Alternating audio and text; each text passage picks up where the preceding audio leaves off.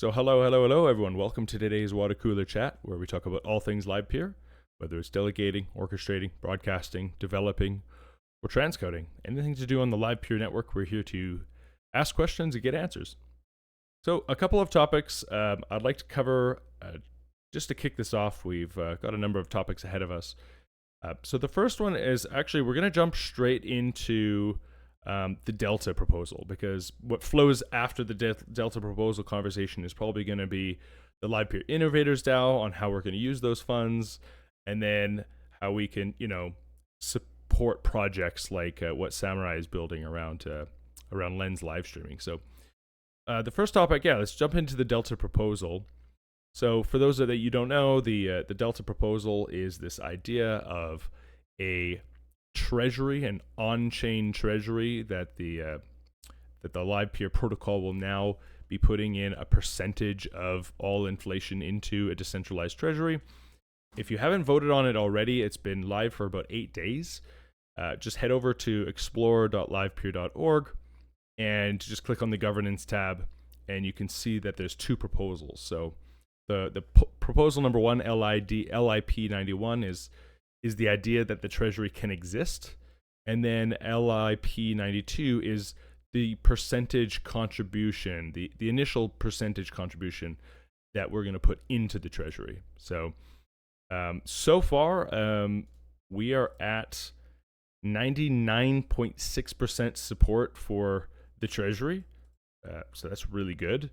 The one that's a little more controversial, which has only 80.8% of the support, is the actual cuts, the amounts that we're going to be putting into the treasury. So right now, I believe it's set to 10% of all LPT that is gets created every day, gets put into the treasury, and then there's like a max cap of I think 750,000 LPT that the treasury can ever hold. Right, there's a ceiling, just so that it doesn't spiral out of control and have all this locked up LPT. So with that quick introduction of the Delta, does anyone have any questions around Delta proposal or the percentages? I know, Jonas, you kind of mentioned it. Do you want to express your question?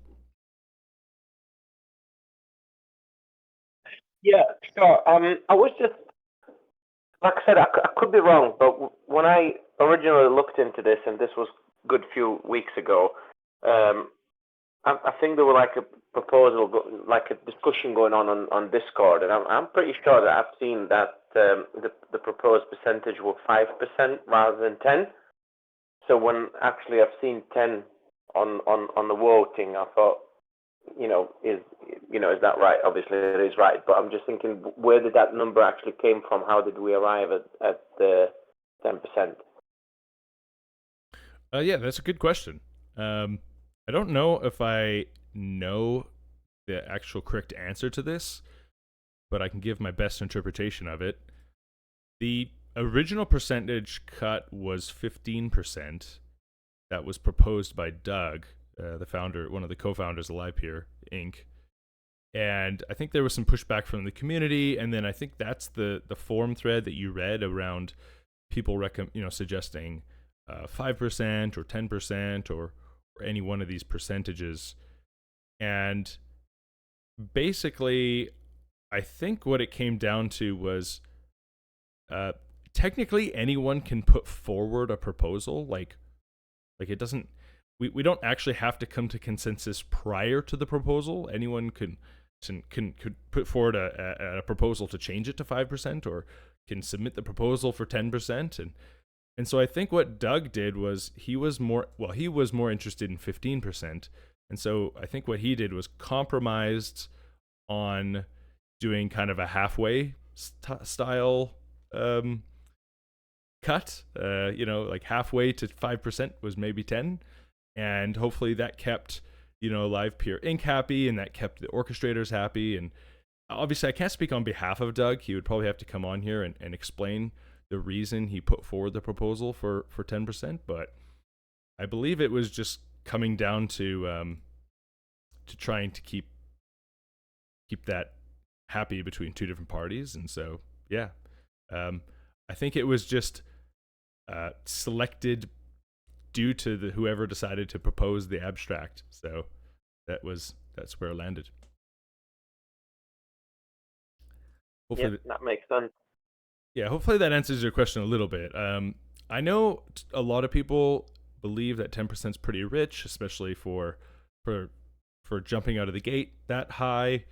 And some people think it's too low, and so yeah, there's a large debate over this. So, but either way, it looks like it's got 80% support. So even though it's been controversial in the forums, there seems to be an overwhelming support for it. So yeah, that's kind of where we are.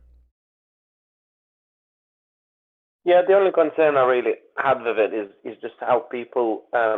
I mean, we are as a community, we're obviously contributing in a lot of ways, but I mean, people who would come to the Livepeer, just for the actual, staking benefit, just to bring some LPT to get some returns.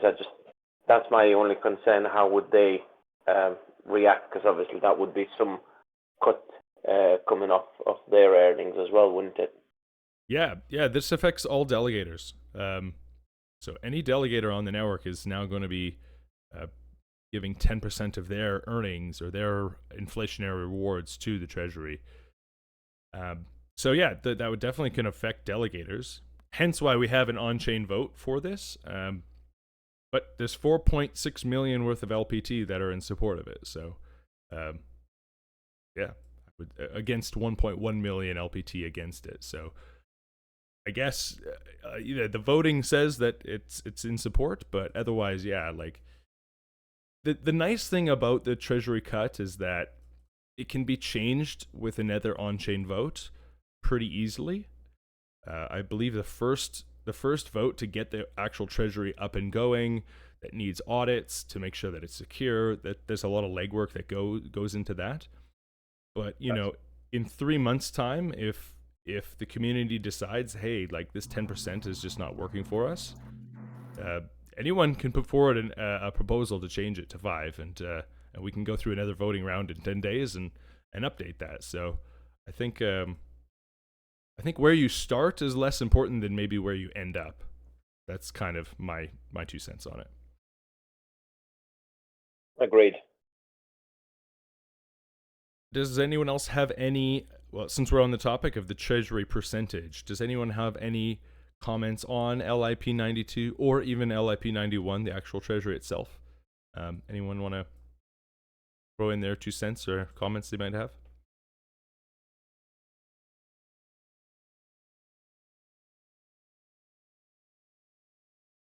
I think it's been pretty well covered over the last couple of weeks, but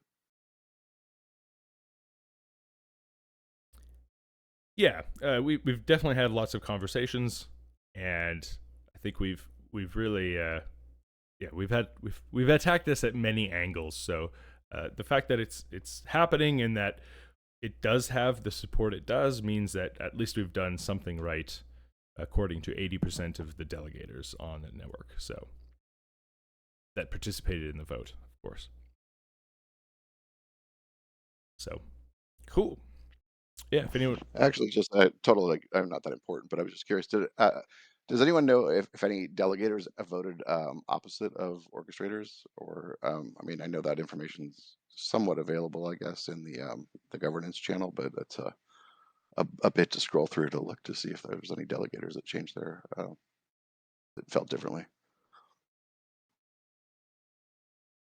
That's a good question. Just pure curiosity. I was not that there's much.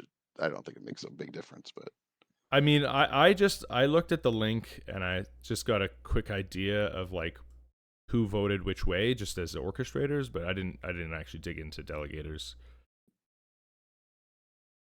because I figured but that would be a good, interesting like game theory. it was really more about like how involved are delegators in the voting process. Are like how aware are they? I mean, I know they can be as involved as they want to be, but how many of them are even aware that there's a vote going on? Good question. I mean, that's why you're supposed to pick orchestrators that you like and trust for the longevity of the protocol, because they'll probably vote on your behalf without you even paying attention. Yeah, no, and I mean, I figure that's pretty much, assumed in the way things generally work. I was just more of just wondering how engaged, I guess, is probably a better word, delegators are. Well, let me ask you this: how engaged are you with other protocols where you've staked something to someone else and they do voting on your behalf? I don't have anything staked anywhere, so I guess not very. Do you have do you have ARB tokens delegated with a like a person? Nope, nope. Because yeah, I do, and like I don't follow any of the Arbitrum like polls. Like if you go to Snapshot, there's 92 active polls. It's like there are 97 active things to vote on, and I'm like, okay, I just hope that the person I delegated to is like reading these and figuring it out for me. So Good point. Yeah, no, I would just assume most people are have about that have that similar type of engagement, or but it was just I don't know. As we were talking about it, was just a curious thought that flew through my mind, but nothing I can really for no other reason than just pure curiosity. yeah, that it might be worth looking through once the votes are done, and then because I believe delegators like right up until the last minute can change anyone can change their vote right up to the last minute. So like even though we're in the positive already, it doesn't mean we will end in the positive. Like we still have 2 days left. And it only takes a few whales to come in last minute and go, hey, wait a minute, I haven't been paying attention. Oh, wait a minute, I'm going to change my vote. So it's Does not anyone have over. that link too? I forgot where it was. Where there? Oh, here it is. Never mind, I found it. The Vercel page that had the poll stats. Is that just for orchestrators? That's just orchestrators. I was curious to see if delegators were on there. Just trying to see if there was an easy way to find this out. All right. I'm good on that topic. Yeah, I think we're good. We'll wait until Yeah, the results yeah. before we start doing too much speculation. Anyway, yeah. So that's the Delta vote. So we'll go through now like the LID stuff. So layer 2, like treasuries, I guess is what we're calling them still, like tier 2. I don't know. They're called something else.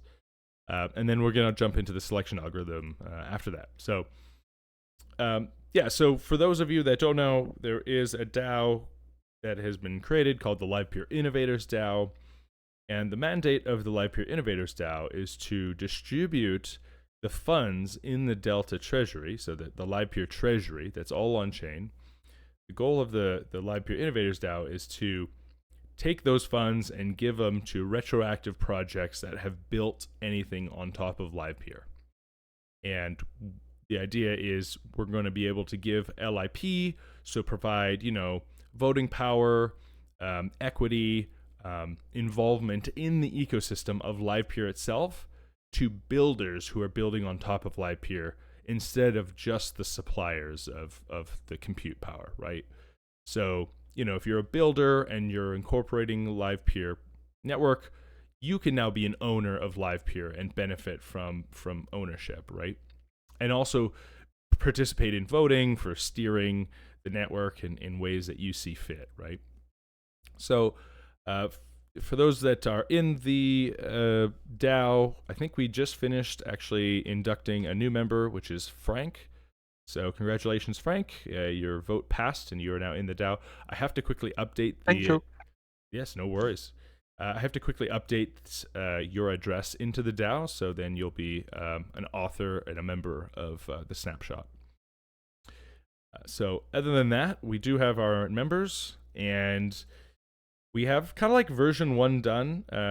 Chase and I have been working on the website quite a bit, so if anyone wants to hop over to livepeerinnovatorsdao.com, they can look at kind of just the first version of the website. It's filled in a bit more, as well as we've got like version 1 of the application completed. So, obviously we'll probably like tinker with it, add more or remove some, or maybe add some more FAQs so people understand what's happening.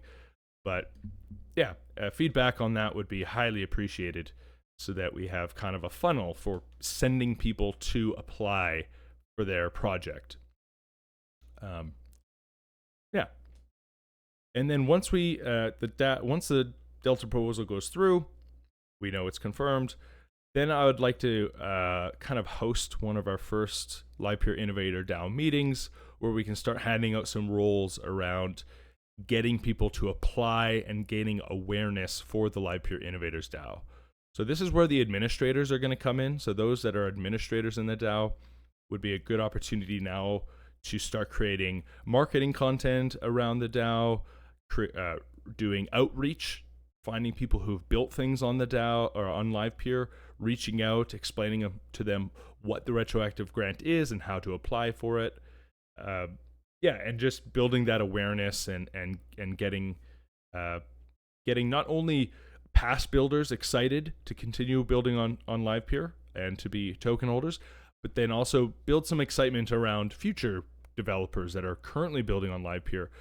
Give them something to strive for, that they know that they can earn equity for using Livepeer in their project.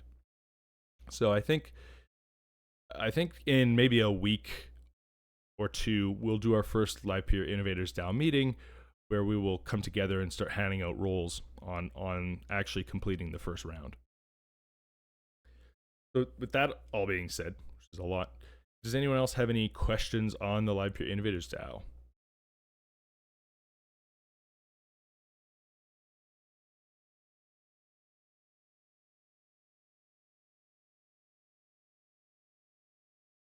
Great. Well, I hope I explained it clearly. Which jumps into my next topic, which is around Samurai.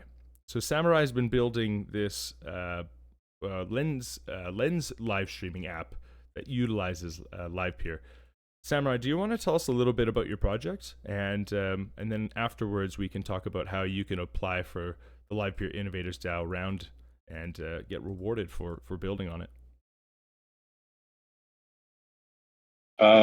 Yeah, so in like my one sentence pitch is Twitch meets Twitter.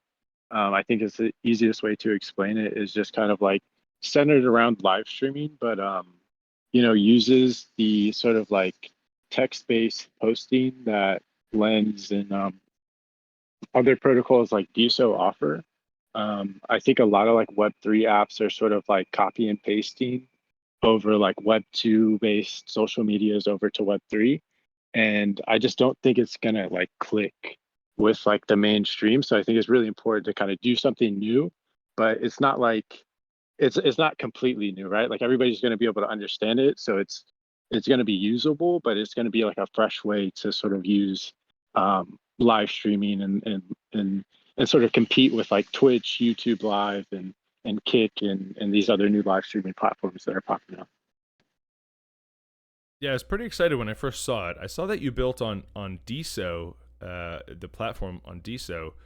Why did you pick DSO to start with? And do you expand? Like, obviously now you're going to move into maybe Lens. Are you going to also build on like all these Web3 social platforms? Kind of make it modular. Like, then you could go into like Farcaster and Noster, or are you kind of just one step at a time? Yeah, kind of one step at a time. Like before I reached out to you, I wasn't really planning on building on Lens, but I think with Xenon shutting down, it kind of just made sense. Especially with this sort of like DSO protocol, even though I think long term it's a good bet. And like right now, there's just no activity. There's maybe like 5 people that stream, and it's been really hard just trying to reach out to them and get them to kind of stream consistently or even like engage at all with me on chain. So it's kind of been like just kind of banging your head against the wall and trying to build a good product. But DSO is just sort of my entrance into blockchain and crypto in general. Like I never really dealt with any crypto. The only time that I did deal with crypto was when I got paid for the micro grant from Livepeer. So that was like my introduction into like crypto and kind of crypto wallets and learning exchanges and whatnot. But yeah, DSO was just my intro. I was sort of kind of trying to get out of the YouTube tutorial project phase of becoming a developer and builder. And I was just watching a ton of Twitch at the time, so I just was like, okay, let me let me try something with this. And then I, started to get into decentralization, and I found DeSo, which, I mean, you guys, like, I've listened in on, these sort of, the water cooler chats or podcasts or whatever you want to call them. I'll listen to them on YouTube, and it's almost like a podcast. But yeah, you guys are like big on Lens, but like nobody knows about DeSo, and it's crazy because they've raised like 200 million from like really, respected investors. So it's crazy that nobody knows about it. So yeah, I think when I saw Xenon shut down, and then I saw you kind of, talk about how you wanted somebody to kind of build a live streaming app on Lens, it just made sense. I'm not sure if I'll go over to Farcaster and build on every protocol that comes about, but I wouldn't be like completely closed off to it, right? Because at the end of the day, it's like you want to build a platform that brings as many eyes as possible to live streamers as as it can. So it kind of gives them a reason. Like right now, streamers have no real reason to stream in the Web3 space because there's nobody in the Web3 space in terms of like mainstream viewers. So you have to give them that access, and you have to give streamers like as much visibility as possible. So yeah, I wouldn't be opposed to building on other protocols, but it's not like it's not a priority. It's not like a priority right now. I think it just made sense going over to Lens with how inactive DeSo's been. Yeah, I will say like Lens is great, but it's also pretty inactive compared to the Twitters and the YouTubes and the like Web3. Yeah. Web3 social is like not active, like just like except for like maybe friend tech, like friend.tech. Yeah, and that's all like hype, and once everybody gets scammed, nobody's gonna, it's gonna go through its cycle, and nobody's gonna use it. Yeah, like it's cool because it's like a Ponzi scheme built into a social app that like it's gotta like it clearly is got its problems that are gonna end up like just probably dying. But yeah, like the whole Web3 movement already, like people don't even know what that means. They don't know what wallets are. People don't even know what crypto is. And then let alone we're in the bottom of the bear market. It's like, what the heck is decentralized live streaming and what is Livepeer and what are all these platforms, right? So yeah. So, but either way, like I just have more followers on Lens than I have on my Twitter, YouTube, Facebook, everything combined. So for me, wow, okay. Like I got like 2,200 followers. Like that's not a lot, but like for me, it's for Titan Node, it's a lot, right? As I don't. Yeah, it's significant. Yeah. Yeah, and so Lens is actually my largest outreach of all my content. I get more likes on it than YouTube. I get more comments. I get So I was like really excited for Xenon to do a live streaming on Lens, but they didn't actually do live streaming on Lens. All they did was they had their own stuff, like their own followers and their own everything else, and then you could just post to Lens through their app.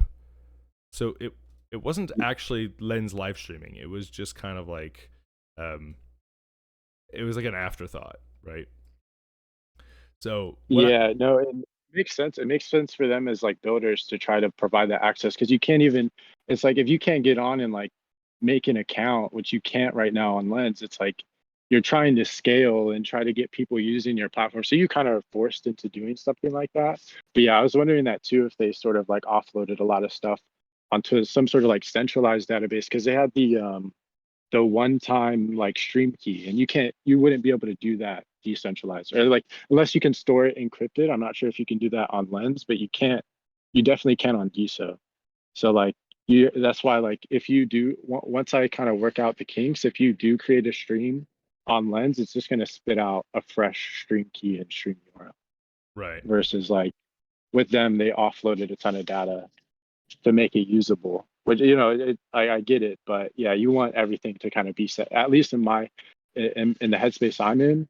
I don't want to deal with any sort of, like, I want everything to be on chain. That's kind of the point of building in this space. Yeah, and if you can make it open source and people can build upon it, and that's the whole point of the Livepeer Innovators DAO as well, is like if someone builds something open source and it works and someone forks it and they build, make it better, and then they get all the adoption. It's like, well, the legwork would have been done by, Samurai, and so Samurai deserves equity in the network that he built upon, right? So, yeah, For sure. that's the idea behind it. So I encourage you to keep going with it. I know it's probably really frustrating to deal with Lens and learning all that stuff, and then obviously web development and it's just hard in general, and then Web3 makes it even harder. So, but I Yeah, no, for sure. I would encourage you to just keep trucking along and do it, because I think for you personally, I think there could be some good rewards, but then also I think most people behind Livepeer and Livepeer built applications are going to be eager to use it and drive awareness to it, right?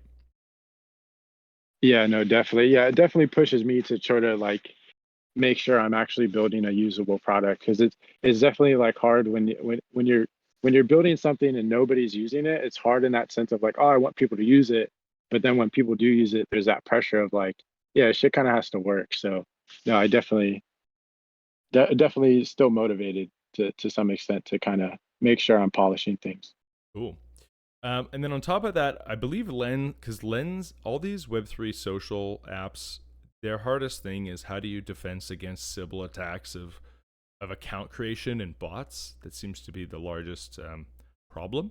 Yeah, no, definitely. And so what Lens has, I know they're still in beta because they can't figure out this problem, and like most other projects can't either. So Yeah, DSO had that issue. So yeah, I took it as like they learned from what DSO did early on, where they kind of just opened up the floodgates, and then you had all these bots come on, and you just have a ton of botted engagement. But yeah, no, it makes sense why at the Lens protocol level they're doing a closed beta and not allowing you to just jump on and make accounts. yeah. For sure. So there's a positive and negative. The positive is I have 2,200 followers, and they're probably most likely real, or at least a lot of them, because I'm sure there's like couple hundred bots.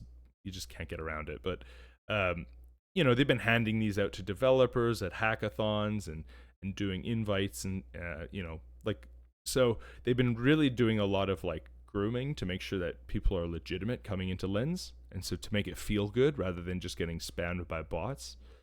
Their original idea was to do this like account thing where depending on how long you've had your account, you can move up and you get a higher tier, and then you can get up to the highest tier, which is like your permanent tier, which is like your real Lens protocol handle.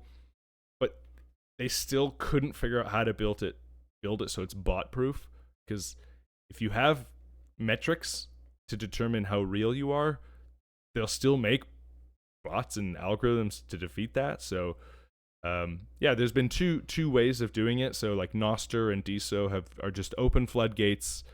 This is web open, decentralized, just let it happen, which has its own problems. Yeah. And what Lens, I believe what they're doing now is they're gating people through front end apps and letting the front end developers whitelist people based on how the usage on their apps, and the usage on their apps is determined kind of by the front end developer. So for instance, what would happen is if you built a Lens live streaming app and it gained adoption, the Lens team would reach out to you and say, okay, let's put in some metrics around what you think makes someone legit, and then they will give you like not unlimited, but they will give you invites to then figure out how to distribute to users on your platform. Okay, yeah, I see. So it'd be like for live stream, it'd be based around like minute stream. Like if you're streaming like hundreds of hours on the platform, then it makes sense to send it. Okay. Right, exactly. But then it would also be like, okay, are you just streaming hundreds of hours of recorded video because you're a bot?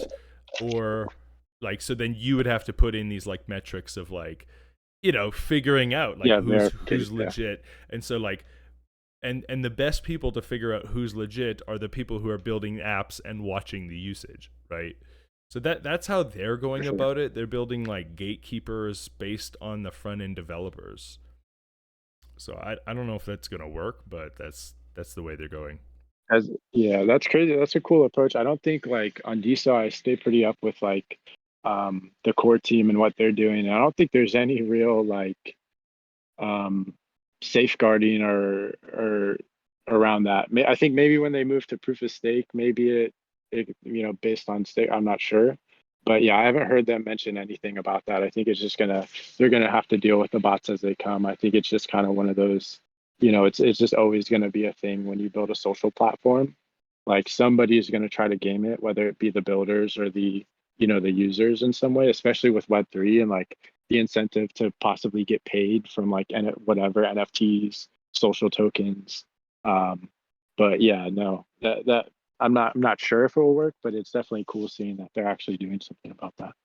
Yeah, so it's just such a hard problem. Like decentralized money is actually probably an easier problem to fix than decentralized social, and we still haven't really come to terms whether decentralized money will work, right? Like, Yeah, people are still skeptical on that. So yeah, it's like a super difficult problem, but nonetheless, if you can build an interesting app that includes Livepeer, and then it like, you can do it on DSO and Lens, then and we can start driving adoption. We'll let the brains over at the Lens headquarters try and figure out the social problem. yeah, Yeah. yeah. But either way, pretty excited for it. If you want to drop a link to the website in the chat, so people can go check For it out and sure. just see what's going on there. I'm in talks with a couple of the engineers over at Lens, and I'm asking them to give me some more invites, so I might be able to get you a handle. Sweet. Yeah, no, that's definitely been like a blocker of not having a Lens handle. Yeah, I did have 3 invites, but I've already sent them out. So if anyone else in this channel has a Lens handle with invites, highly just send one to Samurai. Would be really, really appreciated. Mike says invite me. Yeah, I think I got invites because I got the Lens handle from a hackathon, and so they deemed that if I was at a hackathon, I was probably responsible enough to give out 3 invites, which I've already handed them out. And then I tried to get invites to the Titan Node pool, everyone in the pool, and they just rejected it. So they probably thought it was spam. But I did get everyone Lens invites for Livepeer. So like the Livepeer like orchestrators, I did do that, and it was successful like quite a while ago. Really? When'd you do that? How did I miss that? February. I put out. What? Yeah. All you had to Oh do my was put in your orchestrator handle, your orchestrator address, and you got a Lens handle.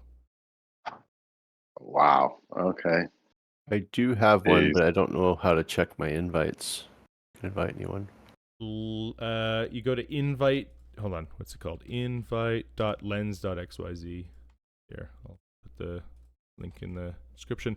Go to that website and just log in with your connects with your wallet, and it'll tell you if you have any invites. Checking. Yeah, because they were starting to hand them out. They're trying to well, they want adoption, right? But they're just trying to make it so that the bots don't just override the place immediately, because it's like it's super not fun. I've been using Noster. I tried to use Noster, but it's just bots. It's just like annoying. And because of that, because it's so decentralized, every photo is blurred out until you want to see it, just because people are just spamming so much crap. So yeah. Yeah, there we go. I'll reach out if I find I have an ability to add. Cool. I might have. Oh yeah, Chase Media might have. Chase got a handle from a hackathon. Oh damn. Yeah, Chase might have one. Okay, Samurai, we can probably get you one today. Yeah, sounds good. I do not have any invites available. Cool. We'll check Chase's account because I know she got one from a hackathon. Okay, sweet. Thank you. Cool. Otherwise, I'm reaching out to Sanzi, who's the head engineer. He told me to DM him, and I did, and then he hasn't replied. That's great. Yeah, I'm sure because I applied to the lens grant application like last week, so I'm sure maybe even if you guys don't have lens handles, maybe if I do get accepted for that, they'll let me get it, or even if they don't accept me, I think it'd be cool to still get a lens handle to be able to, continue building. But yeah. Well, just get two. Like, they're just NFTs. So, if they offer you another Sweet, one, okay. just send it to another wallet and just keep the NFT, and then you have two. Okay, yeah. All right. Yeah, Wow, okay. yeah, they're just Cool. NFTs, so you can just give them. You can give them to anyone else. You can just just get two, and then if anyone wants to come help you develop, hey, I got a spare one here, just take it. Right. For sure. Yeah, awesome. Cool.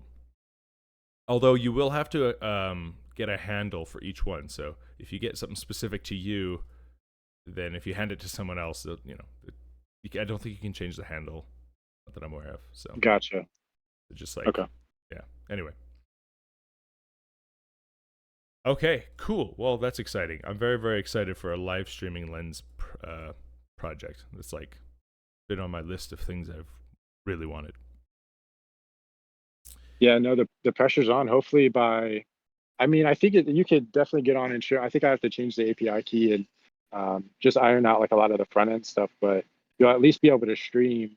The couple things I want to do this week is so on the DSO version, when you go live, there's a button and you might have seen it. It's called let's say launch your wave to DSO. In the lens case, let's say launch your wave to lens, but then it makes a post on your behalf with the playback URL of the stream, and then it attaches your stream or the playback ID of your stream to your profile to sort of play it back onto your Waves profile. So yeah, those are like the last couple of things I need to do for it to be, a semi-functioning MVP of it, and then I'll do like the chat and subscription stuff within the next couple. Definitely. I also see you. Obviously, I haven't done any of the SEO stuff, so this is front page Titan. But the Livepeer Innovators DAO, you can just check it out and read about what it is, and then also you can look at the grant application. It's just the beginning process of it. And if any of that stuff, actually, if you go through it, and if any of it doesn't make any sense, or if you think something should be added, yeah, just please DM me. We'll kind of improve it as we go on. For sure. Is the application, is the grant similar to the Livepeer grant system where it's just like, have to be open sourced, have to be centered around Livepeer? Okay, sorry, I'm reading it right now. Yeah, so cool. So yeah, it is a little bit, but not entirely. So obviously with the grants, they want it to be open source and all these things. But the retroactive grant, it actually is more mandated around just sheer demand.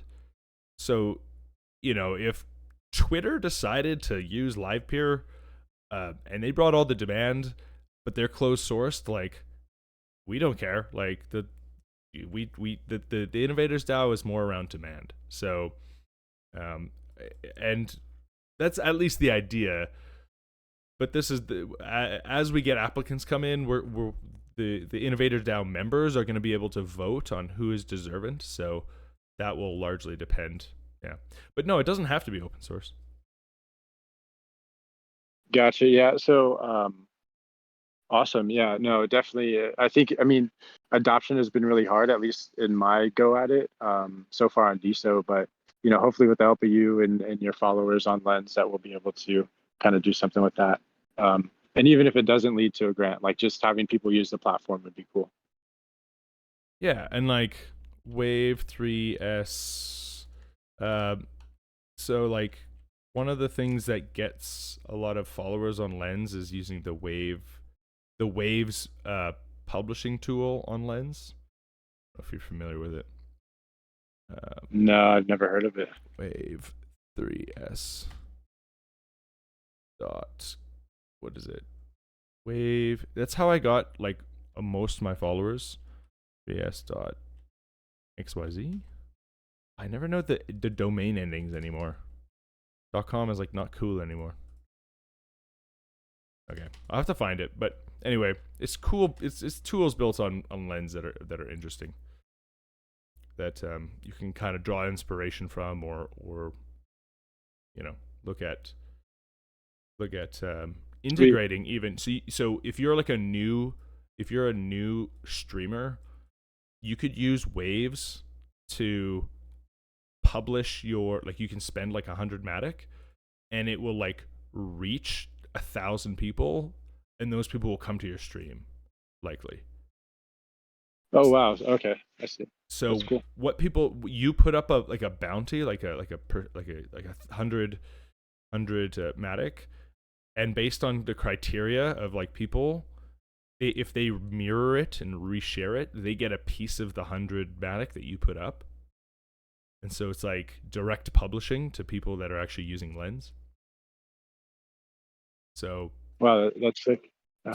So yeah, it's interesting. Like I've done that with a few live streams and like for other projects that have been built on Livepeer, and it was cool. Like I had like 20 or 30 like viewers just with spending, $50. So if you could like monetize it in some positive way, then it could be sustainable. But either way, yeah, it's really interesting. Yeah, that's a nice like feedback loop for streamers as well, to kind of like know that, because it's like, I think with, I'm not sure what all the problems were with Xenon, but there's many instances where I would check on and it's like maybe they have 1 or 2 viewers, and so it's kind of like hard not only keeping the builders motivated, but keeping the live streamers motivated to continue live streaming. So yeah, no, that's a cool feedback loop to sort of tie in to that. Yeah. Is it even alive though? I see that Wave3s .app. Yeah, Wave3s.app. They even around anymore? This account doesn't exist. Oh, they went under? Dang. They're not around anymore. It was a pretty cool idea. Yeah. Too bad. They had something good going. Anyway, yeah, lots of death and destruction in a bear market. That's terrible. Anyway, yeah, so that is that. I'm pretty excited for it. Thank you, Samurai, for putting in the effort, and we're all very focused and excited for what you can produce. Thank you for doing that. For sure, thank you. And then anybody, if you guys have like feedback, just hit me up on Discord or add me on Discord, because I'm sure there's a lot of things that I'm overlooking in terms of like info-based stuff of just like getting on and understanding what's going on with the platform. I try to have that like welcome sort of like intro to it, but yeah, if I need to add anything more, just kind of let me know. Yeah, my only 2 cents are like just as a UX, like kind of like when someone comes to the website, the first thing you should do is land on someone streaming. Like, I hate websites that just spend all their time explaining what's happening rather than just like show you what's actually going to happen. So like when you land on the website, the first thing you should do is just land on somebody's stream, and like, hey, I'm watching something the minute I land there, right? And so Gotcha, for sure. Yeah. So I'm doing the feeds like kind of like TikTok or Twitter or whatever, where they have like the different feeds. So I'll just have it to where it defaults to the Waves feed, which has all like the current live streams. And so that'll be a way to just instantly get that sort of feedback and understand exactly kind of what's going on and what the community is. definitely. Cool. I like it. Okay. Oh, I see Livepeer tweeted the water cooler chat. That's awesome. Cool.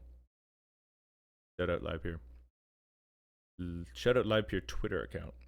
Okay, cool. Let's move on to a couple more topics. We got the selection algorithm. Ooh. I know Hunter was in here earlier. I probably didn't get on the topic quick enough. He left. He jumped out before we could like grill him on that. No, I'm just kidding. I'm gonna Hunter. I spelled Hunter wrong. Hunter. Let's see. Wanna talk about the selection algo? There we go. Let's see if he comes. If I could. Oh man, I can't even type. Talk. There we go. Want to talk about this selection algo? See if he comes back. See how quickly he responds. Anyway, let's do a couple more introductions, and we'll see if Hunter comes back in the meantime, because hopefully he can shed some light on the update. But so yeah, we do have some more people who have joined us since we started, so we'll do introductions. Papa Bear, you want to introduce yourself and any topics? Sure. I am Papa Bear. I run the Solar Farm Orchestrator, which has been up since I forget, July of 2021. I wanted to talk about the selection algorithm a little bit. Mike and I did a little bit of testing, just playing around with the little tool that Livepeer put up, and just thought I'd share a few little observations we saw. Nothing extensive, but just a little peek into what we saw. Very cool. I like it. Thank you for joining us, Papa Bear. John, would you like to introduce yourself and a topic? Hey everyone, this is John with Elite Encoder Orchestrator. I've been operating since October 2021. No topics today other than if anyone's got any topics around Catalyst to talk about, I'd be interested there. I've been trying to get that up and going, and we'll give another go at it this week. Ooh, Catalyst. What a good topic. Would love to see that up and running. I would love there to be a tutorial, a video tutorial on how to do Catalyst, how to use it. So That's a great idea. I'll do the tutorial. I just need someone to kind of hold my hand through it. So maybe that's where you can come in. Cool. Yeah. Amazing. Yeah, I think I can put something together for that. I like it. It's on my to-do list this week. That sounds amazing. Cool. Thank you for joining us, John. Mike, would you like to introduce yourself and a topic? How are you feeling today? Hey guys, I'm good.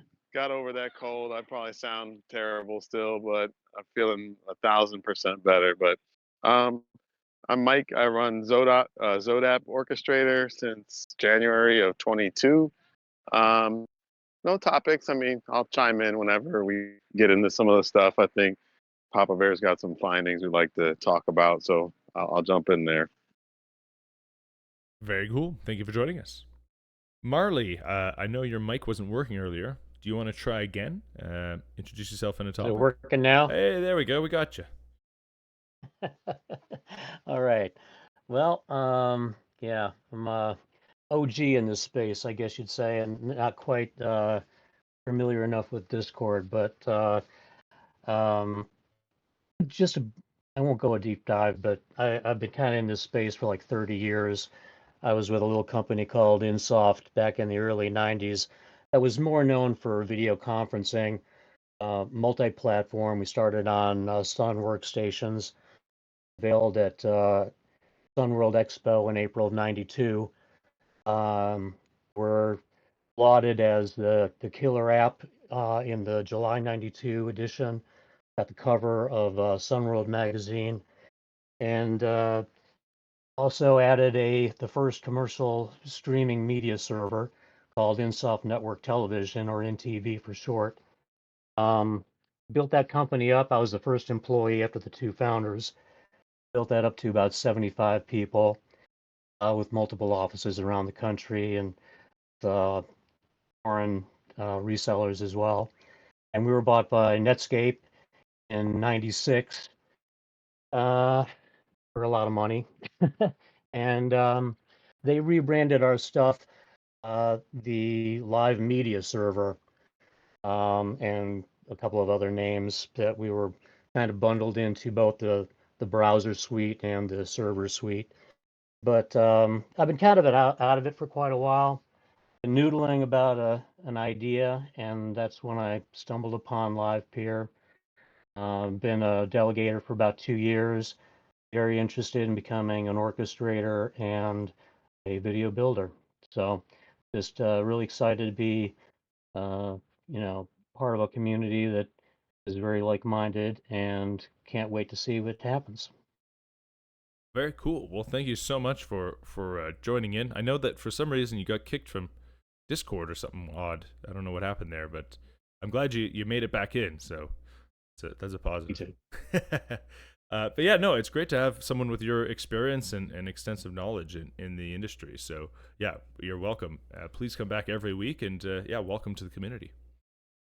Yeah, and we a few of the guys that I worked with were actually acknowledged as making contributions to RTSP back in like '98. There was a handful of guys that were uh, influential in us getting to where we were, and that acquisition by Netscape, and Very cool. it's been interesting to try and catch up on all the protocols and what's happening in the Web3 space. Yeah, it can get pretty deep in the weeds when you start searching. So yeah, no, Livepeer is a pretty interesting place, and I think we try to keep the community pretty engaged here. So thank you for joining. Cool. Okay, let's jump into the selection algorithm. I don't think Hunter's coming. He's probably busy. He's a busy guy. Okay, let's jump in. So, Franck, you're the one who first brought up the topic. Do you want to tell us a little bit about the algorithm or what you've seen? Yeah, why don't you kick it off? Yeah, sure. I'm just curious to see in the next several days which impact this new protocol will have on the network, especially on the share of the job between all orchestrator and also on the price. I don't know. I think we have to wait for a few days to see what will happen. I hope that will not just push the price lower and lower, and that will be good for the distribution of the job. I don't know. Yeah, it's for those that don't know, it was just released.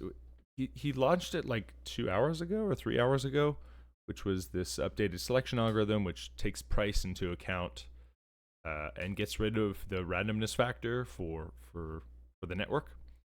So yeah, there's been a lot of changes, and it's going to affect us all, which is very interesting. Papa Bear, do you wanna expand on the selection algorithm and what you've seen, and yeah, tell us a bit about the playground you've been working on. Yeah, well, from I guess on a just super high level, and this is assuming I have it correct. Now there's basically several different variables that go into into a selection. So it's not like, oh, we're going to go use stake weighted this time. We're going to go with a random on this one. It takes stake into consideration and weights it with price as long as you're over a certain performance threshold. So again, I don't think that they've settled in on what they're going to use for the weighting for stake and for price, but it basically then creates like a total value, which will then make the determination on how what orchestrator gets selected. But what Mike and I found was just playing around is that I guess the short version is that the more stake you have, the higher your price can be, while still having the same chance of getting selected as a lower staked orchestrator with a lower price. So one of the benefits of having more stake is that you can run a higher price and still be considered the same as. And again, there's so many different variables depending on I mean, there's a point where yes, if your price goes super low, then it's going to start to balance out. But stake will still be a pretty big part of it if the values are close to what Hunter originally posted, which I think was like a 0.7 weight for price and a 0.3 for stake. So I don't know if that made sense or. Well, just so everyone knows, as a reference point, what he's referring to is that Hunter shared the like there was a Jupyter notebook that had like the calculation to determine like selection algorithms. So what we did is we took what he created and we added a bunch more orchestrators and added a bunch of different stake amounts, and we just wanted to see generally like how did it move, which way. And what we did, like he was saying, is I think the other compelling piece of information was, if you had low stake and you lowered your price low enough, you could still find a way to get selected. So I think, high stake gives you the ability to increase your price relative to everybody else. But I still think if you really wanted to get some work, lowering the price would be a way to compete.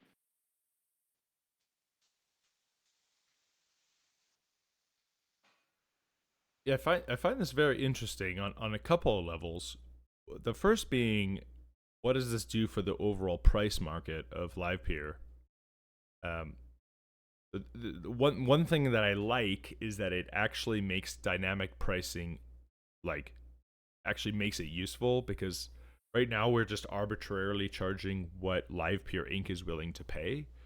So I think that bringing in price competition makes the pricing market more dynamic, which is a positive. Makes it more realistic. The other side of it is, though, that it probably is going to bring in a bit of a price depression if we start having price wars, which is people just dropping prices and then no one gets any work, so then we keep dropping prices, and so prices go down, which I still think is a benefit for the Livepeer network, because we get to compete more on price and people see how effective Livepeer is at price. But then the other side is, actually, this is a whole separate issue, but the Explorer showing how many minutes are transcoded. I think this was one of the reasons they probably updated it to a more heuristic approach to how much work there is compared to just fees paid. Because if we do end up in a price competition, the fees will go down, say they cut in half, and then it looks like we're doing half of the work, but we might not actually be. There's just pricing in the selection algo now. So if anyone wants to keep going or comment on this whole situation. Yeah, I just wanted to touch on one of the things you brought up about being healthy for the network. I mean, it may be, but it also could have an opposite effect, where if the price gets driven down too low, that orchestrators that have cloud GPUs may not find it still cost effective to keep those the GPUs running in the cloud, which tend to be the more reliable ones. So we may move to more of a, probably more of like what Livepeer was originally conceived as, was people running out of their homes. But you probably will give up some reliability in that sense. So it could make the network less reliable. I mean, it's a potential concern, something just to think about. So, running out of your house, you can pretty much run for almost nothing, and you're already paying most of those expenses anyways.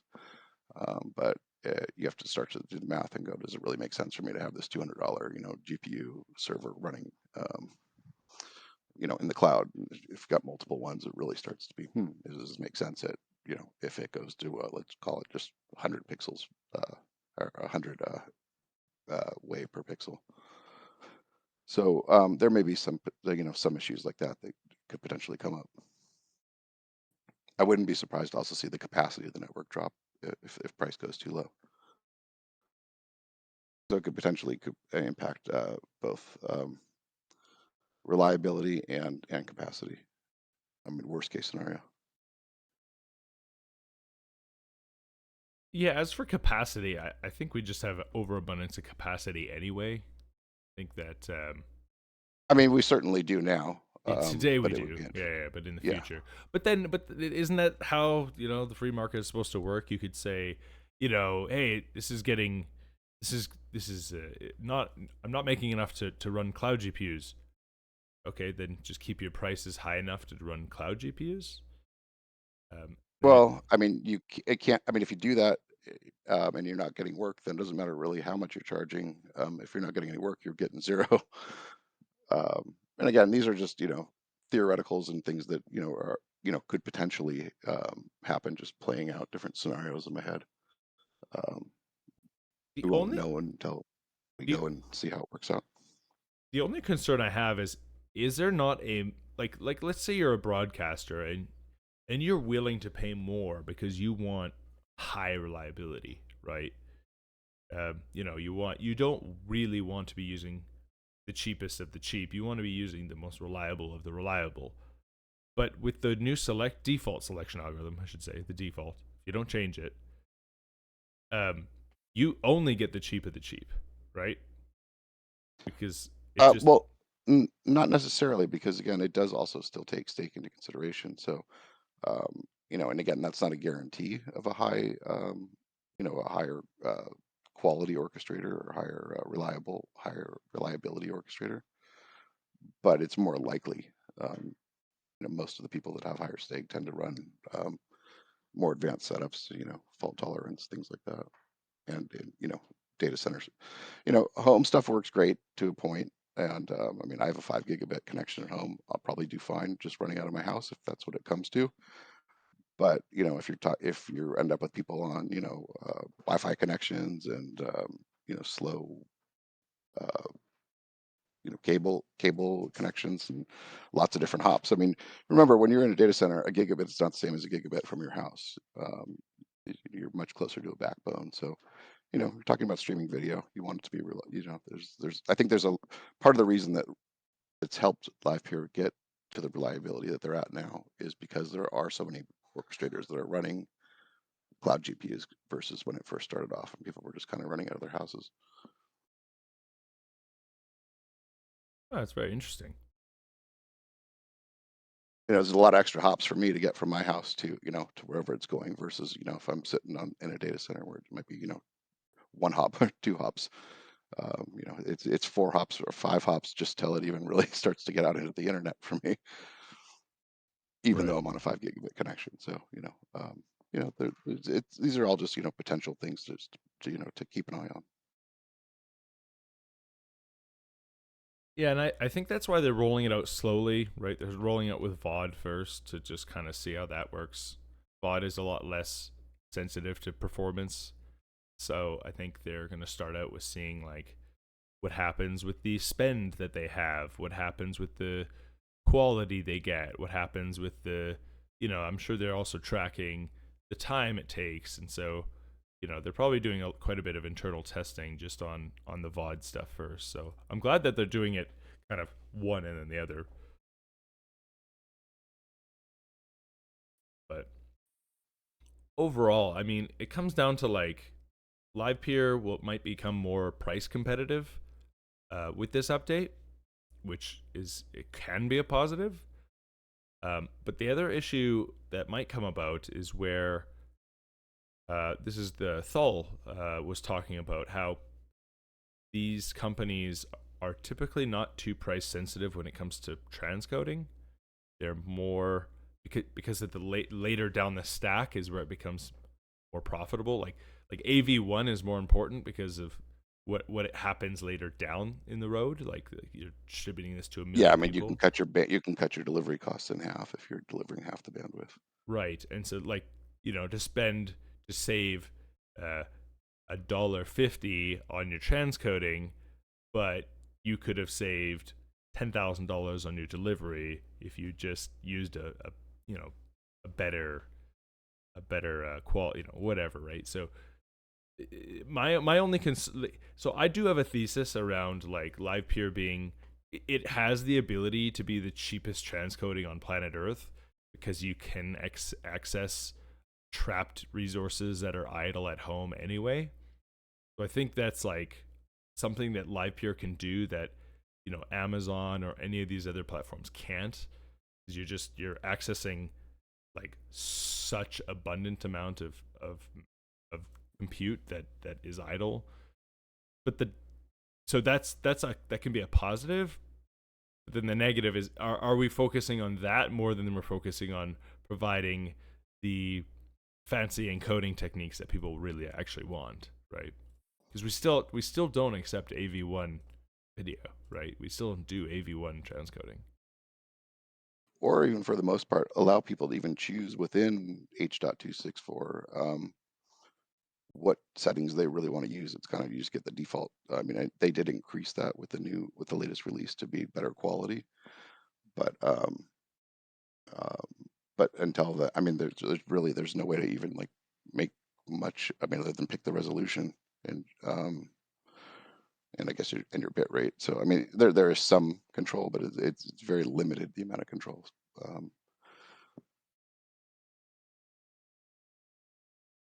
Definitely. But yeah, I think it would be nice to have a knob where you can kind of choose what you're looking for. And then also to the issue of price, I calculated at 900 wave per pixel. To do a 1080 stream costs on sorry, a 1080 stream 30 frames per second is currently on Livepeer would be 1 cent a minute, which is considerably less than Amazon and the competition there. So so yeah, we could get the price lower, but it is already considerably lower. So I think you do make an interesting point about having other codecs would probably be a good area to move to next. Yeah, like there's all this like the 40 series cards can do AV1 now, and it's like, but I don't think there's a push at all to accept AV1, right? And so we have this ability. So it's kind of like, yeah, I don't know. I do believe that at some point, if you can just rent a cloud GPU and then make a profitable arbitrage using Livepeer, like, what difference does that, like, why wouldn't you just like, maybe it's too expensive, you might as well just spin up the GPUs yourself, right?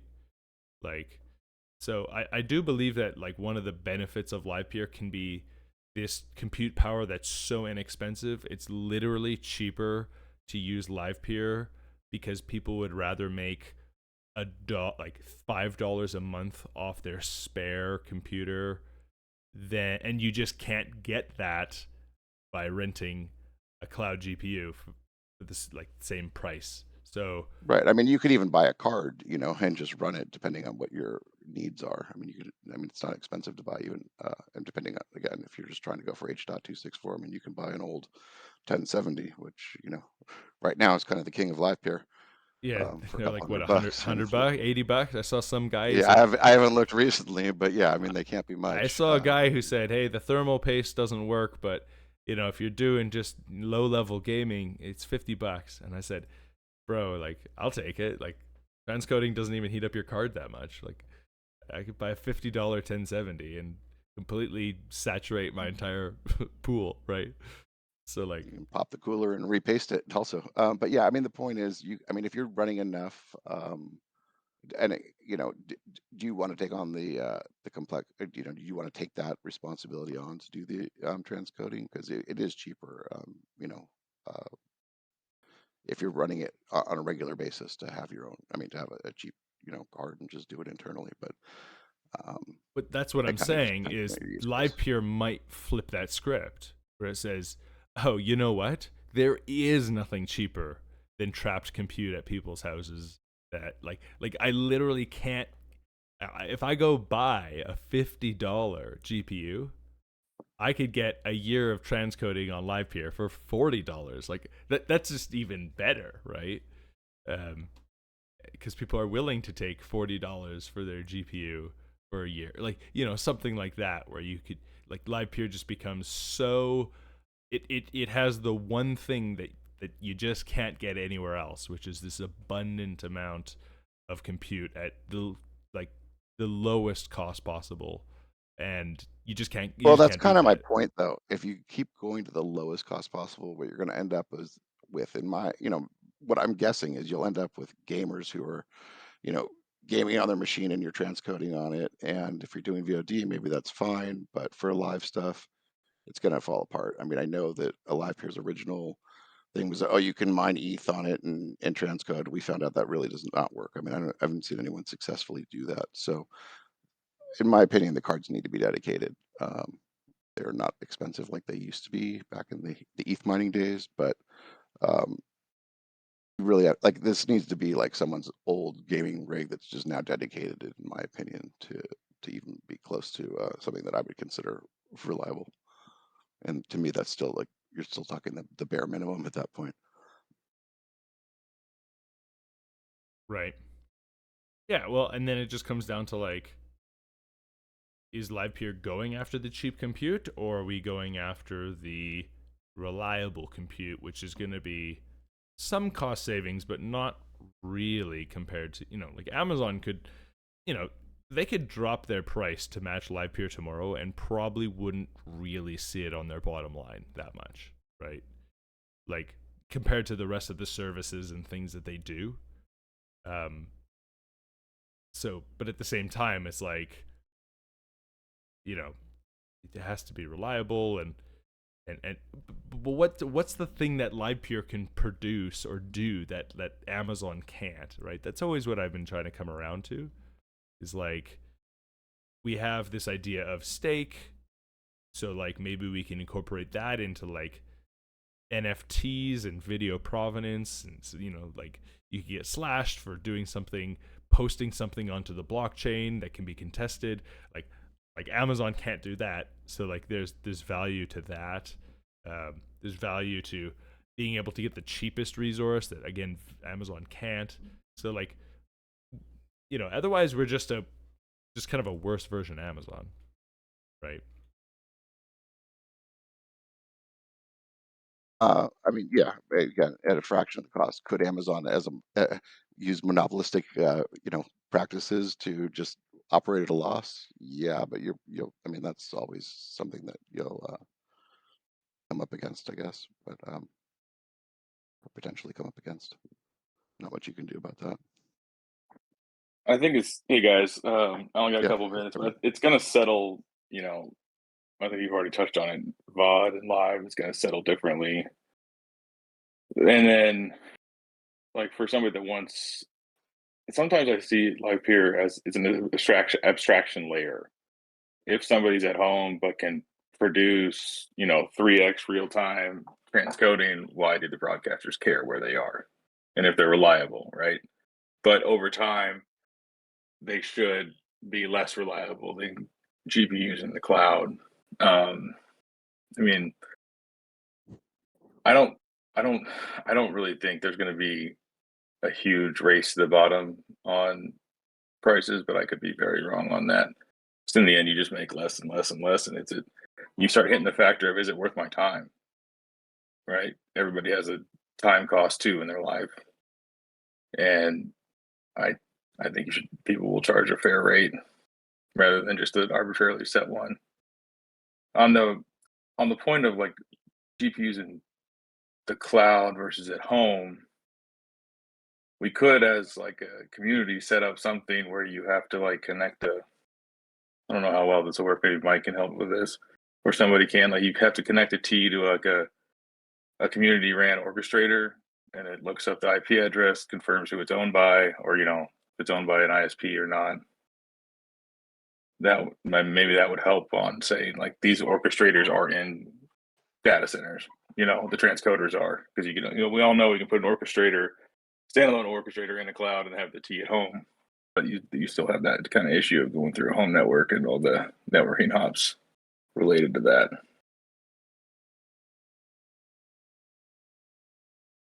But again, what was the point you're making there? Just about like kind of being able to flag an orchestrator as being like a higher reliability.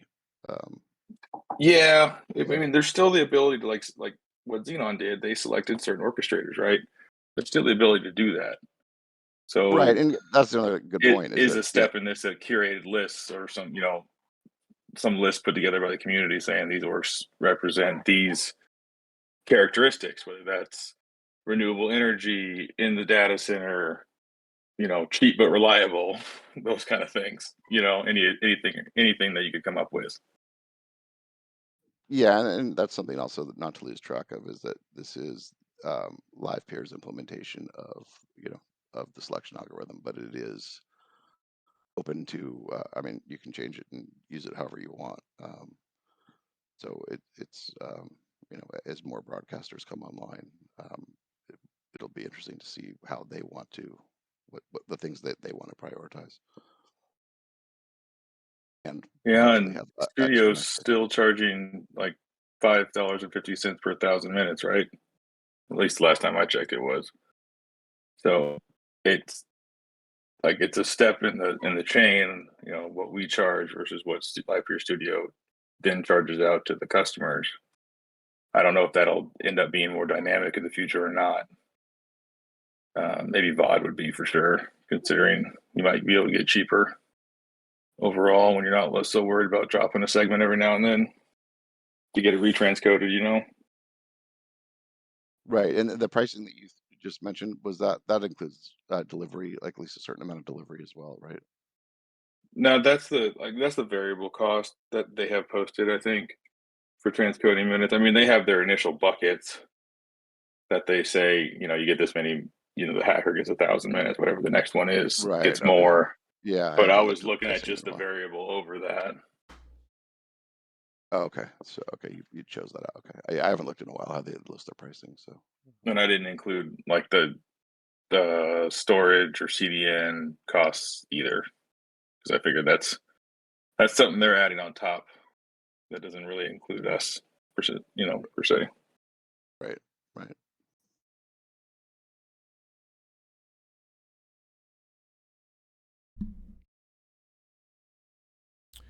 Oh, So I guess the bottom line is we're gonna be interesting to see how things play out.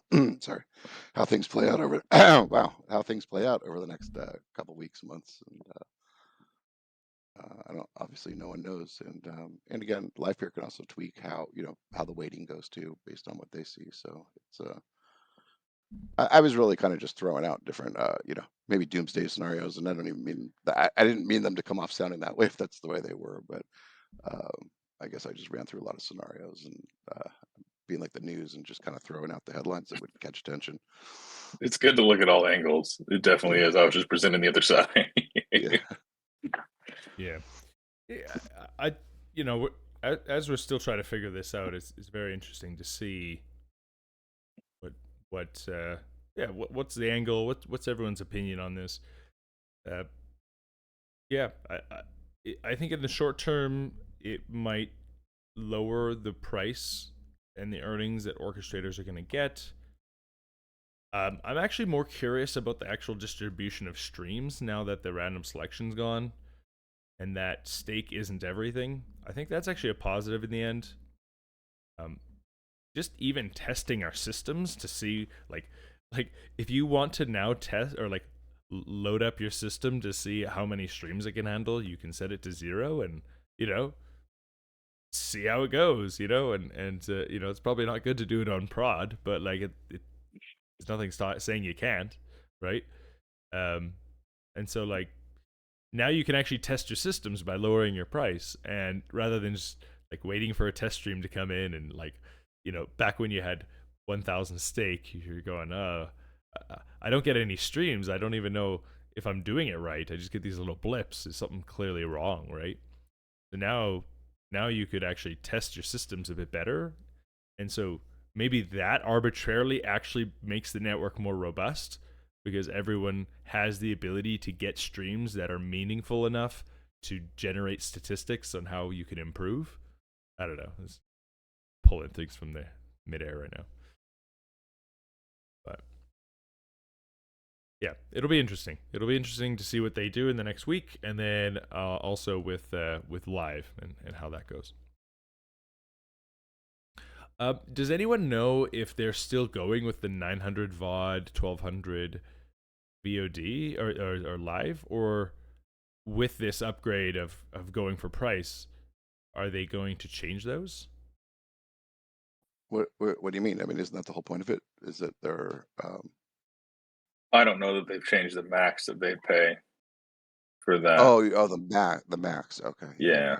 Because theoretically, more streams are going to be going to lower costs, so you could increase the they could increase it to 2,000 weight per pixel, and it would still balance out because sometimes you'd land on the 2,000 per pixel person, but maybe you're more likely to end up on the 500, and so like you're like still balanced out at like a lower price, right? I don't know. I don't know if they're changing that, but that's another conversation I wish Hunter was here to talk about.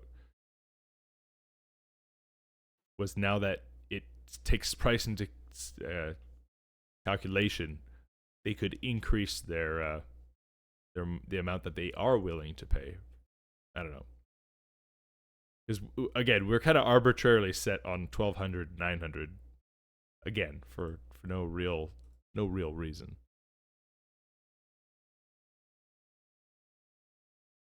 And I think there's a need to develop, ability to accept price based off the work. We were thinking of doing something to support VOD workflows so that you could set your price for both as an orchestrator instead of just one value.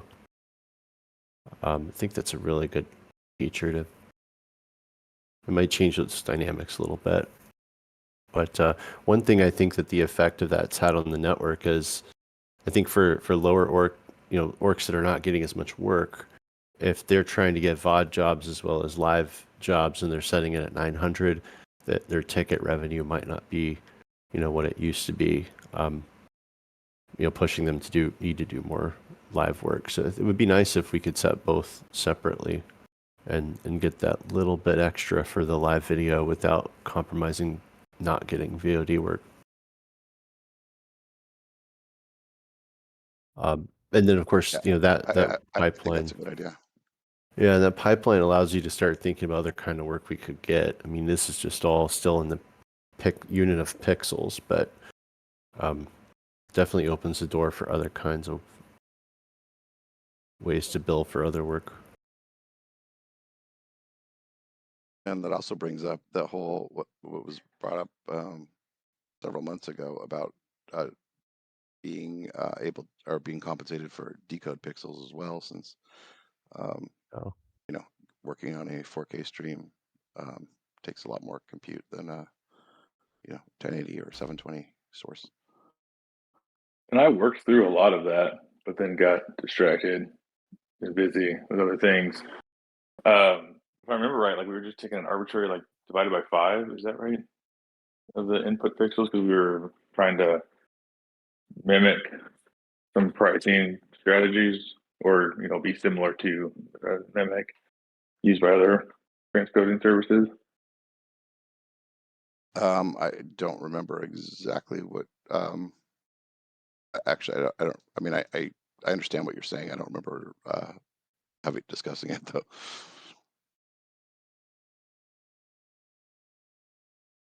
Or the details of what you're talking about.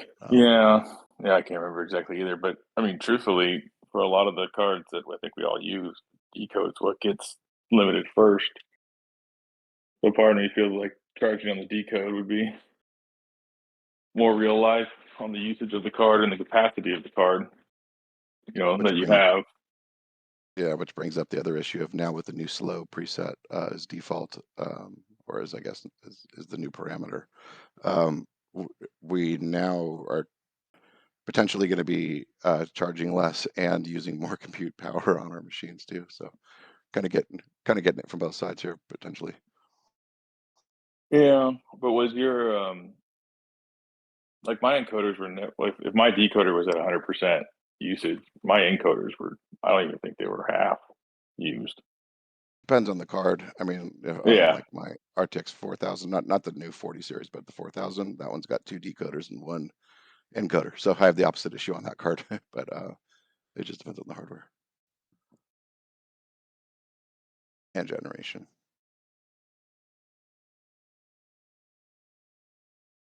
Cool. Another the last topic I want to jump into actually is are we good with the selection algorithm topic? Do we want to cover anything else before we move on? I'm good. I had a question. Mhm. I'm just curious if anyone is running multiple GPUs on a machine, and if the orchestrator can be configured so that you have different price per pixel and different selection algorithm metrics for each GPU. Yeah, you can do multiple. You can essentially you can break it down however you like. But you can do But you can't really change the price per pixel per card on a single orchestrator, even if you're running multiple cards, unless I'm missing something. What Yeah, you that was kind of what I was getting at. what you Yeah. do is you run an O/T, so you run the orchestrator and transcoder on for each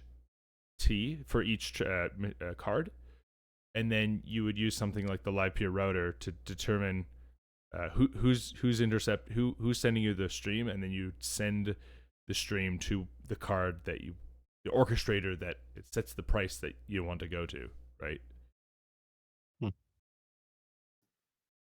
But It's that's not the- really natively supported. I mean, No. Brad's done a lot of work on the router, but that's but in it sorry, the non-modified version of the router does not support that. Yeah, I'm not saying it's easy. I'm just saying it's possible. Right. Yeah, the prices are set at the orchestrator level. I thought about this recently too. It'd be nice if you could set price on a per transcoder level. But yeah, it's on the orchestrator level, and I guess with what you're saying with the router, you'd have to somehow be able to accept, is you would have to have almost like 2 IPs in the same box, to be able to get 2 No, you just- orchestrators. No, just different ports. Same IP, Okay. same Okay. IP, different port, and then you can put unlimited O/Ts on the same machine. So the router does support two different IPs on the orchestrators, or 2 different ports on the orchestrator side. Yeah. Oh, Well, cool. let me ask you this: have you done this at all, Titan, like that? Where I run 'Cause 2 orchestrators on one machine on 2 different ports? Yes. With different pricing, because do we even know which broadcasters are sending live versus VOD work? Okay, that's a different issue. Well, Yeah. So yes, you can. The hard part is how do you determine what the max price? Yeah, you can't look up the max price broadcasters willing to. I don't know if you can. This is a Brad thing. Brad, are we able to determine the stream? What someone's willing to pay for the stream based on what as it comes in with the get orchestrator requests? Probably not. So the get orchestrator request, the orchestrator can't really tell anything. It is just it's the broadcaster Ethereum address and the signature over that address, and then the orchestrator sends back everything. Like, so the broadcaster has the power in that a little bit. Like ways to figure out VOD versus live.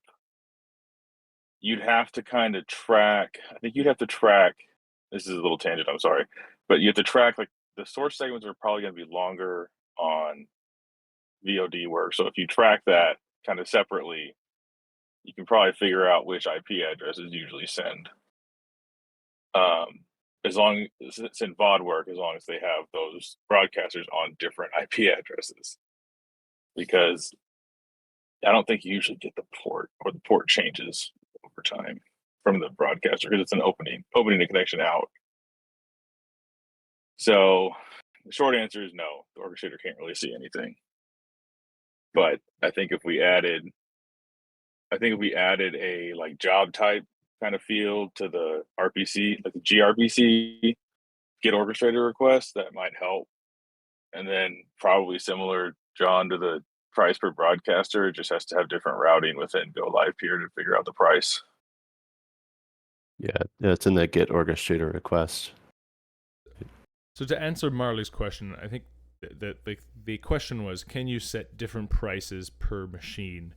You could jimmy rig something together, so technically it's possible. But the problem is we have no way of detecting what the stream is before you receive it, so it's hard to direct where it actually goes. I think that's the answer. Got it. Thanks. To add on to that, I think with this new open pricing, like we should be working towards ways to make that easier, make that possible. But that's like step 2, 3, or 4, whatever it is in this process of changing how this works. So yeah, because we're not it quite would be there, nice. but we will get there, I think. Yeah, I mean, it would be really nice to be able to know more about the streams that are coming in, because something that I requested a while back was knowing that so that we could direct it to the proper card depending on what's coming in. Like an example I brought up before was like that RTX 4000. It's great for high definition sources. So I'd rather send that stuff to that card and then have other streams go to the 1080 that needs more encoding power and doesn't need the fast decode. So it would be really nice to know more about the stream that's coming in and give us some way to route work based on Or the provide that content. information to the broadcaster so that they make an informed decision about who to give the work to. Right, but it would still have to happen somewhat at the orchestrator level because not everyone's orchestrators are set up the same way. So I would want to know, like, once it hits me as an orchestrator, oh, this job is this. I want to send it because I have multiple cards in a machine. Like at one point, I was running 5 cards in a machine, and I would want to be able to say this job type, send it to that card, and this just job type, send it to that card. So No, I but think it really kind of Yeah. what I think he was saying though is, wouldn't it be interesting if you just inverted it, where you said the orchestrator displays what you have? You say, Papa Bear is responding with 2 1080s and 2 4080s, and and these are the prices per those cards. And the broadcaster could put it in an algorithm to say, hey, I want high quality. I'm willing to pay for the 4080 or whatever. Or I want cheaper, so just give me the 1080, right? So you put that in the broadcaster's hands instead of the orchestrator's hands. that's part of it, but they're still optimizing, based on your hardware. For which card would be better for the job, not just price alone. The quality may come out the same, but you could do it more efficiently. Yeah, but I could route it more efficiently. But wouldn't the broadcaster be better at determining that information? It gives them the control as well, right? Oh, I don't know if does it know the status of what's going on the orchestrator, the capacities and how much work is on each card. I don't know if that can send That's those something to I think should be advertised. That's my feeling. Right. You could say there's basic like capacity, but I don't think it's sent up because with my get orchestrator request thing on my testing site, I don't see that capacity levels come up other than like a 1 comes up. So it's not all the way developed out yet. Yeah, and to Marley's point, I think having just a smarter communication all around would be beneficial. Just full stop. Yeah. Right now, the communication is dumb as a doorknob. It's based on stream capacity, which is also not accurate to the card's capacity, really. It's like, yeah. Yeah, I have some jobs where I can get 5 streams on a card, and I have other ones where I can get 25 on a card. So knowing that there's 5 streams doesn't tell us much. We need to know like how much, what's actually going on behind the scenes. Like look at the encoders and the decoders. Right. Well, how long is that item from getting? Yeah, right. Yeah. Brad will have that all whipped up in about a week or 2. All right, Brad. I know he's got plenty of time and he's not working on anything right now. So yeah, it's not like he has a business or a wife or kids or anything. That guy, we got to really work him to the bone here. But that's okay. Well, it says add Astra not to mention that he video, doesn't not work add for Astra father. Yeah, right. Yeah. Actually, I think Ad Astra gets his own Treasury vote on chain. We don't even need to go through a DAO. We'll just set up his own. Just here's like 10,000 LPT directly to this guy. How about that? I was about to say, I think Brad will be happy if Livepeer or somebody just stakes some additional funds to his orchestrator. That dude's been at the same amount for like the last year and a half. Yeah. If any delegators are watching, please head over to Ad Astra. Just search him up on the Explorer and give him some love. We would love to see Ad Astra. You want to fund his development? That's right, funding his developments to the moon. You better keep some money in his coffers. Yeah, and if you just see his little logo there, I'm pointing at it for people watching online. That's actually a rocket man. So it's a good omen in this industry. Okay. Yeah.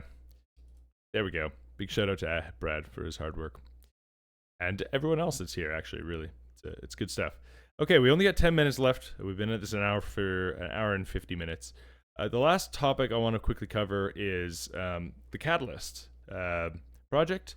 John, do you want to tell us a little bit about what you're doing on Catalyst, what progress you've made, and just tell us your ideas. Yeah, I don't really have any updates since last week, but I was poking around in Discord asking for some guidance by some other developers who've worked with Catalyst before. One of the main issues I've had so far was just getting the Livepeer Studio UI to boot up.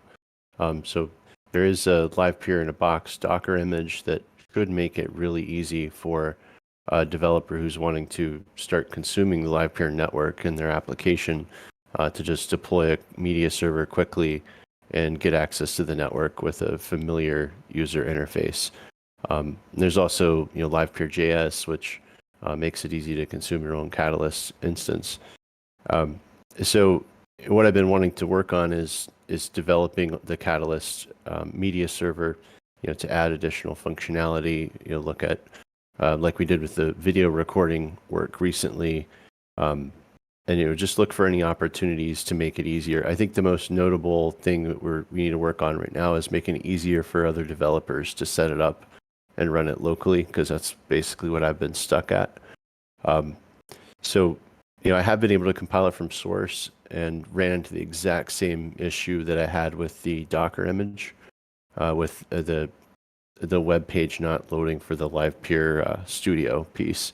So I was able to get Mist server up and running just fine, and play around with that interface a bit, but I was really looking to test the product end to end with the Studio interface. So someone in Discord did provide the missing config to that. I think Marco did earlier last week. So I'm going to follow up and try to implement that this week and see if I can overcome that hurdle.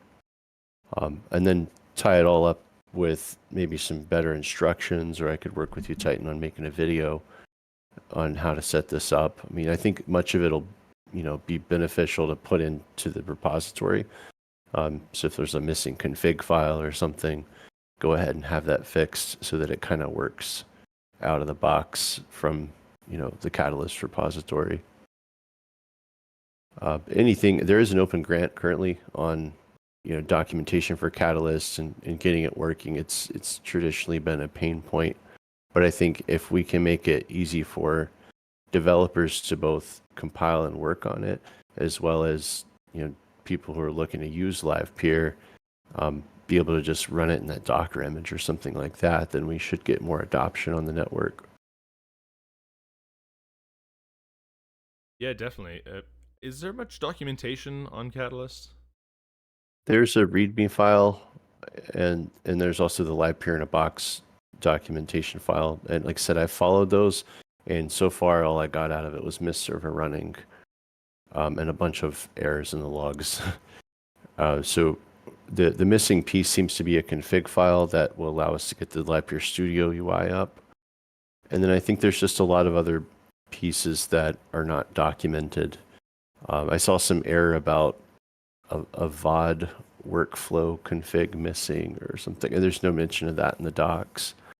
That's the fix that Marco's providing. It fixes that VOD strategy. It's a strategy, like a VOD strategy error you were seeing. Okay, yeah, that's it.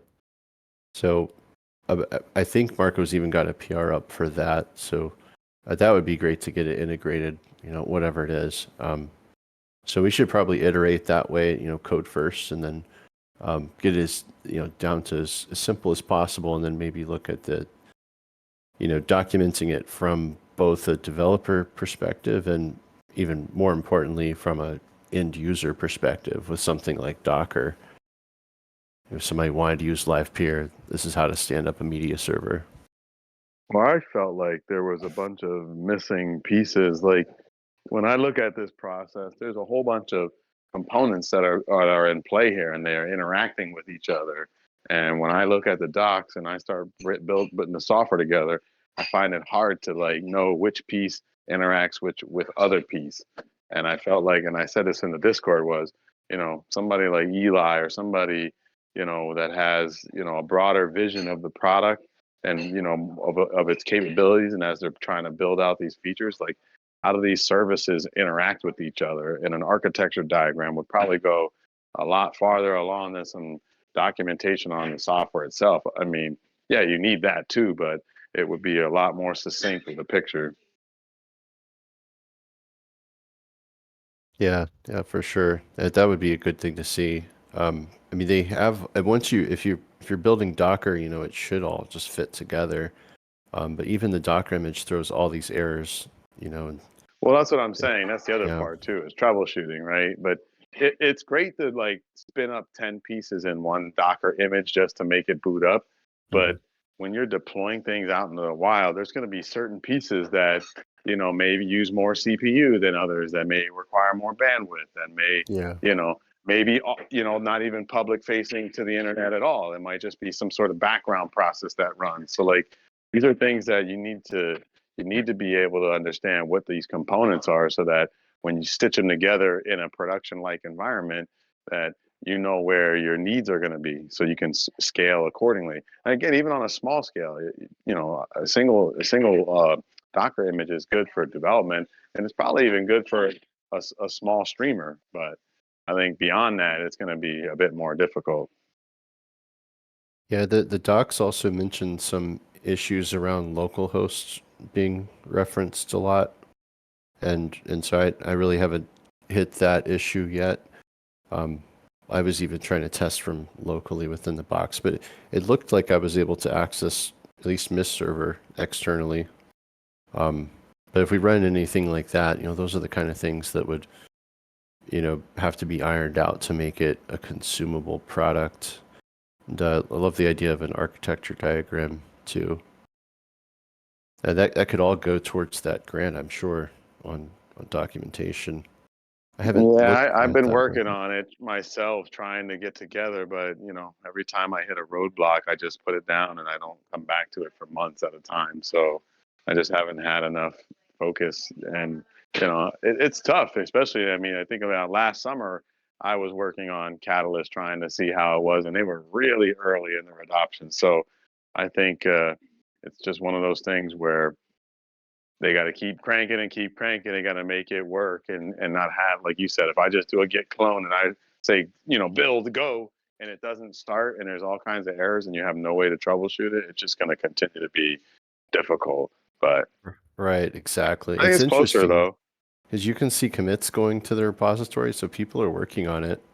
It's obvious that there's like some config and a git ignore or something that nobody else, it's not in the repo that everybody else has got, and it works for them, but not for a new guy.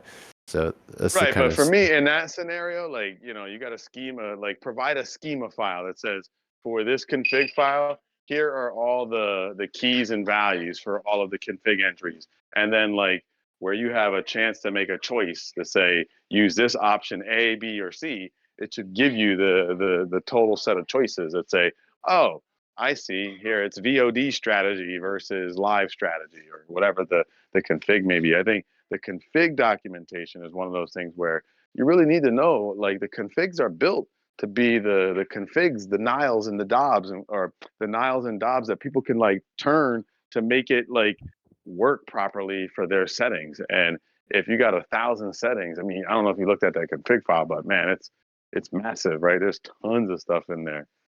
Yeah, there's a lot to understand on how it works, and like a Mist server has all these extensions and different components that plug into it, but I think that's missing a lot of documentation too.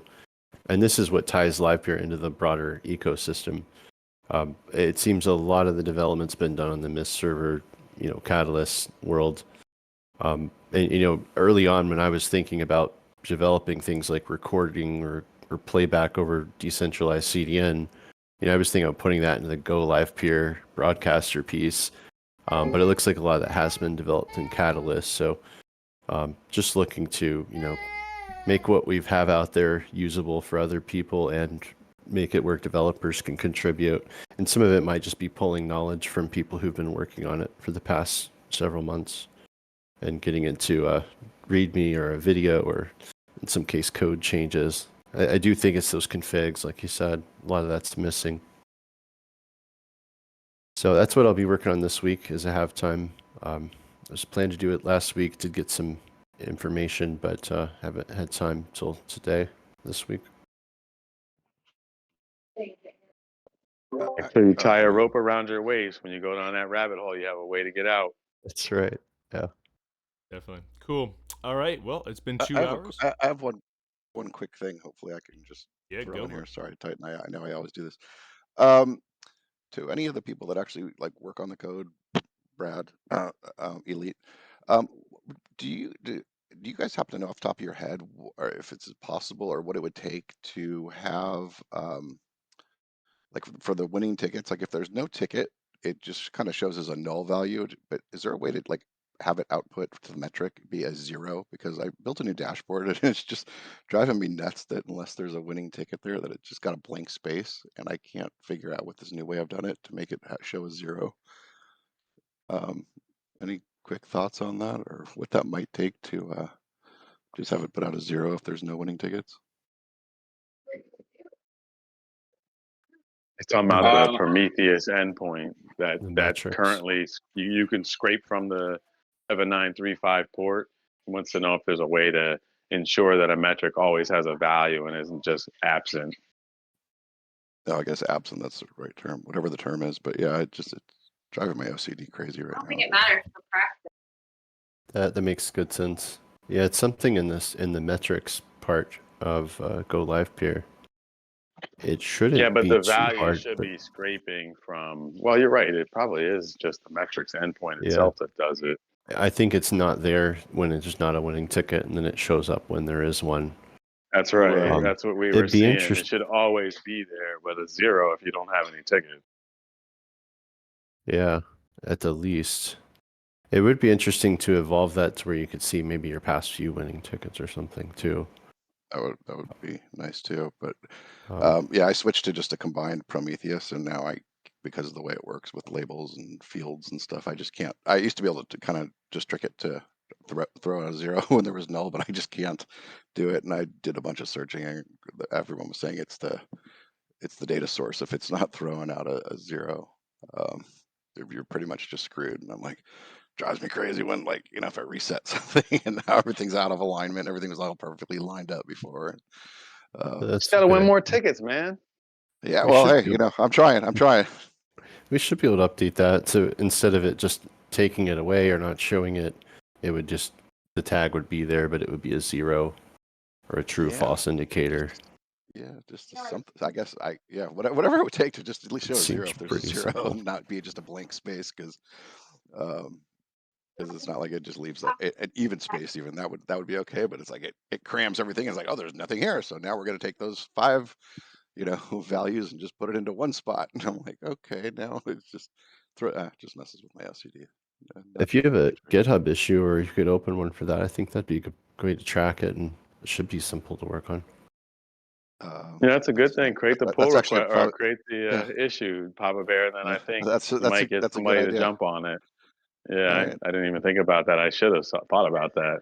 Yeah, I used Look to at make them all John, the man. time. You're the One man, of us dude. Back on that. One of us can grab it. Yeah, I know a lot of the stuff's moved to the Notion site, so I don't know. There's been some confusion posting around issues. that. So yeah, I kind of I mean, I got distracted when that happened. So all right. Yeah, I think developer first, but if someone thinks we should move it to the Notion site, then put it there instead. Generally, I think of the issue like a backlog. But yeah, that's a backlog item for sure. I don't think that belongs in Notion.